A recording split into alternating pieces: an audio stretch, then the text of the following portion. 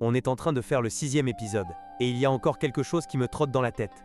Je me suis rendu compte récemment que je ne fais plus de recherche Google. Au moment où je veux savoir quelque chose, je vais directement sur l'IA. Et je suis sûr que je ne suis pas le seul. La plupart des gens deviennent probablement comme ça. Quand on y pense vraiment, c'est un changement énorme. Du coup, aujourd'hui, je veux parler de Tramel, ère où l'on demande à l'IA, avec AOI. Bonne écoute. Bon, AOI, parlons-en.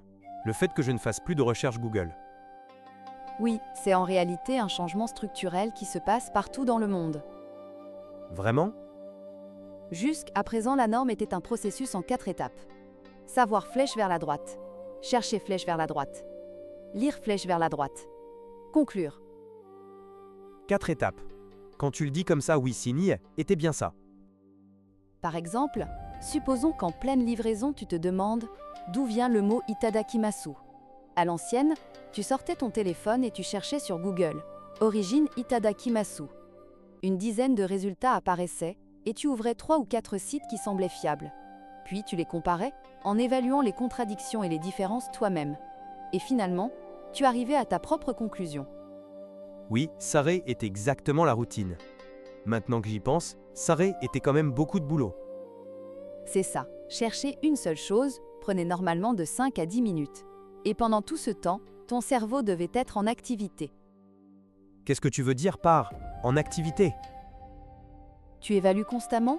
Ce site est-il fiable ? Qui l'a écrit ? Quelle est la source ? Il y avait toujours une activité intellectuelle en cours, trouver, choisir et assembler l'information. Ah, HH, je n'avais jamais pensé à ça, mais oui, je le faisais clairement. Et comment ça marche maintenant ? Juste 2 étapes. Vouloir savoir flèche vers la droite. Demander flèche vers la droite fini. C'est si rapide ? Tu sors toujours ton téléphone, mais tu ouvres une appli IA au lieu de Google. Tu écris « Raconte-moi l'origine d'Itadakimasu », l'IA te donne la réponse. Fini. Oui, c'est littéralement ce que je fais maintenant. 30 secondes, et c'est terminé.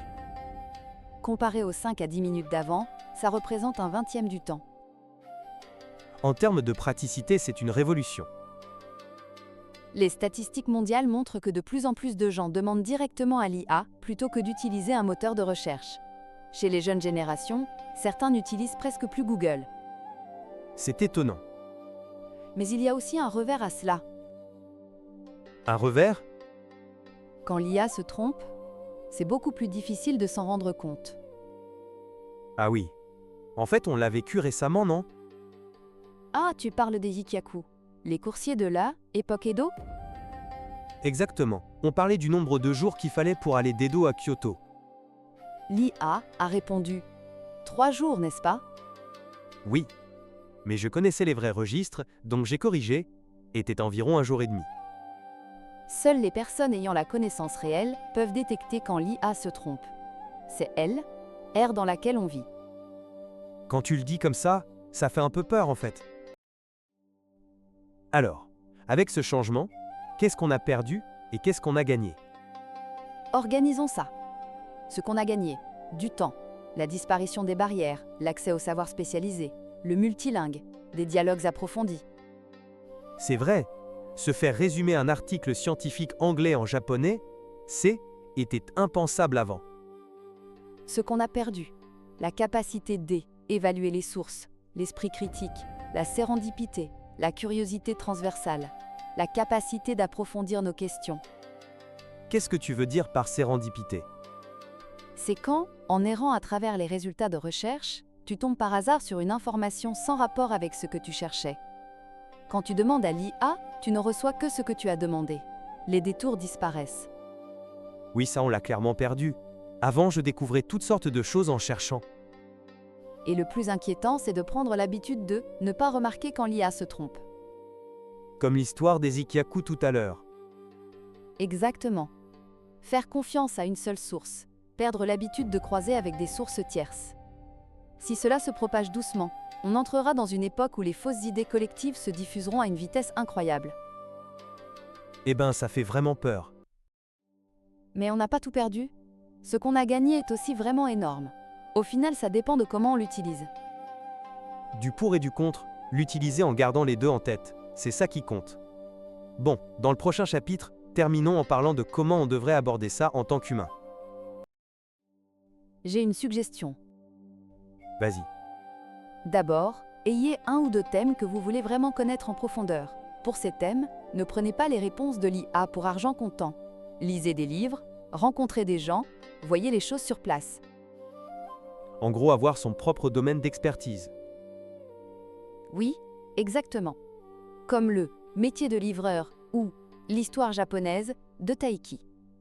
Dans ces domaines, tu en sais plus que l'IA, donc tu peux la corriger quand elle se trompe. Pour les autres sujets, demandez à l'IA pour gagner du temps. C'est comme ça qu'on équilibre. C'est ça. On n'a plus le temps de tout faire soi-même de nos jours. Exactement.